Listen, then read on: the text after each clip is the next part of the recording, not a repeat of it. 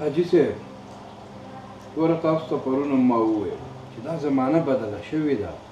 عزت د پیسو سره کیږي نه د عمر او تجربې سره جاوید جانه زه ستا خبره نه رد کوم خو یو حقیقت درته ووایم هو ووایه خو لږ لنډه یې کړه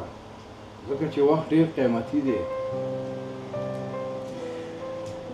یو وخت د دې کور هر استن ما په خپلو لاسونو جوړې کړی و خو نن ته یې مالک یې ځکه چې ته رښتینې وارث یې خو دا زمانه داسې راغلې ده خو اوس کار زما روان دی پیسې زه راوړم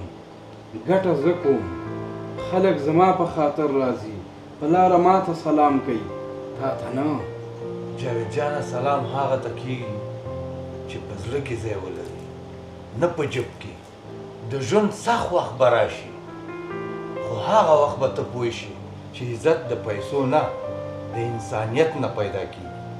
د ژوند سخت وخت به راشي هغه وخت به ته پوه شي هغه وخت به ته ژوند سخت وخت به راشي عزت د پیسو نه خو هغه وخت به انسانیت نه پیدا کېږي عزت د پیسو نه عزت د پیسو نه عزت د پیسو نه انسانیت نه پیدا کېږي بخښنه غواړم حاجي صاحب ما وبخښه زه ډېر زر قضاوت کوم ما ته بخښنه وکړه حاجي صاحب ګوره زه تا نه بخښنه نه غواړم زه دا غواړم چې ته انسان پاتې شي